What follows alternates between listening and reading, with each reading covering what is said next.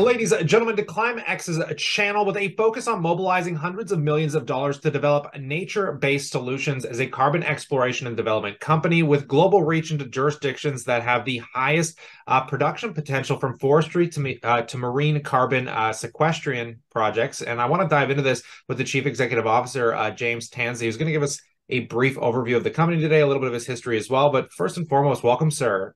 Thank you. A pleasure to get you on. So this is a pretty entailing company. So for newer investors and audiences, can you kind of just give us that brief elevator pitch to exactly what's going on with Klimat? Yeah, sure. So we all know that climate change is the biggest problem humanity is facing right now.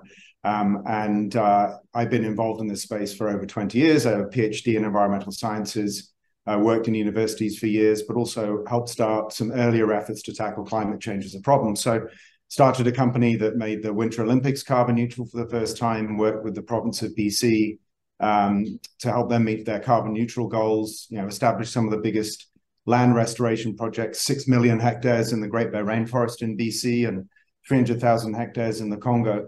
And what I realized in the last couple of years, and the reason I built this company, is we're not making progress fast enough on climate change. We sit around waiting for the COP agreements to come up with definitive processes for investing money, and we never see it. And it's at a point now where large companies realize that they're the ones that can take action on climate change. They're tired of waiting for government. So we built this business to focus on one of the areas where I think we can take action on climate change in a decade.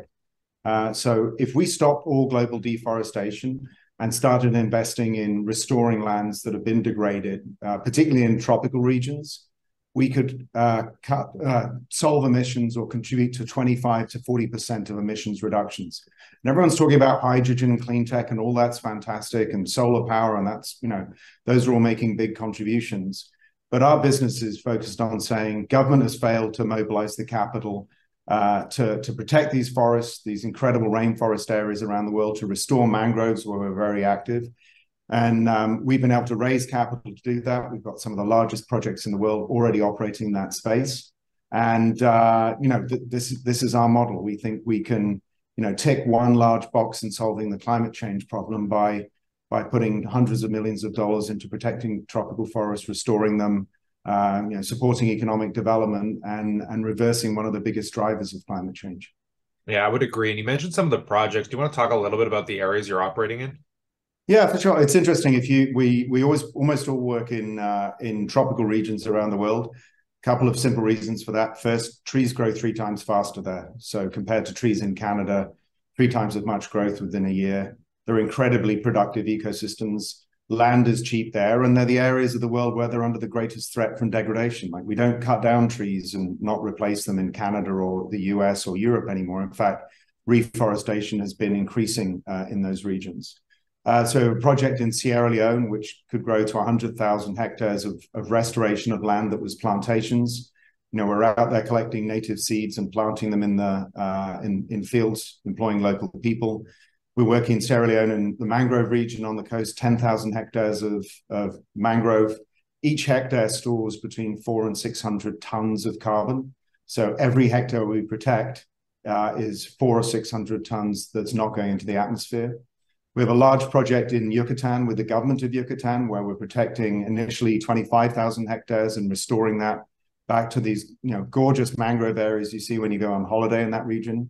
We have a whole country agreement almost finalized in Suriname, which is on the just north of Brazil on the coast of South America.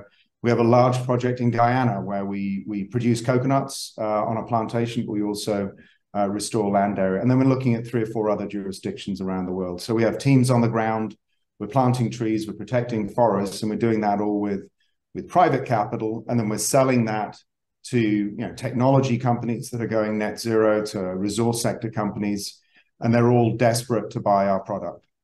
That's incredible. And I definitely appreciate these insights. When we come back, I want to dive a little deeper into those projects as well, and we'll kind of analyze them a little more in depthly. But I noticed you gave us a little history already on yourself, kind of your expertise in the whole Olympics in 2010 is kind of intriguing to say the least. But what about your team? You kind of briefly mentioned some of the people that you have on the ground there. Do you want to just talk about some of the people that are helping you captain this ship?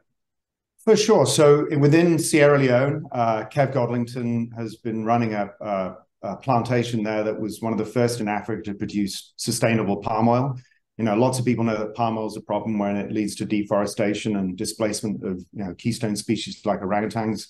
But you can produce palm oil sustainably by restoring land and establishing organic and sustainable plantations. So he's been in Sierra Leone for 15 years, establishing that, selling to some of the biggest buyers in Europe who were all transitioning to sustainable palm oil.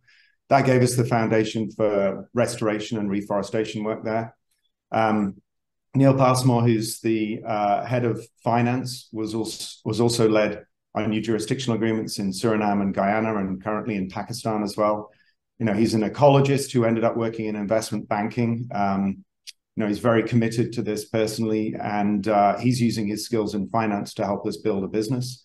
Celia Francis, who's just joined our board from Terraformation and Earthshot Labs, has decades of experience in technology companies and in project development and financing. She's our sort of newest rock star. And then Abiomi, who's a London-based resource sector lawyer, who's worked on resource sector deals, oil and gas deals, and he wants to dedicate some of this part of his career to helping us build robust legal agreements so that we can work with whole countries, reforest, restore, protect projects across entire regions. So we have a rock star team there. And then also within the board, Paul Matizik from LithiumX, who was resource sector experience and shifted to battery metals.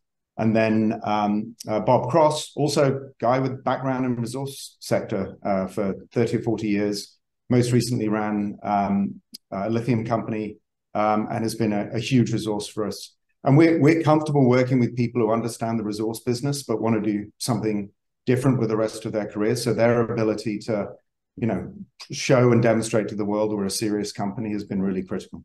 Yeah, I definitely appreciate these insights, and it's nice to see this team kind of coming together to forefront a problem that seems to be easily resolved by some of the stuff that you guys are doing if you can get it at scale. But I'll pass the question off to the viewers. We'd love to know what you think about all this in that comment section below. Consider subscribing, because as news comes down the wire, we're going to continue to update you here. But on that note, as always, we look forward to catching you in the next one.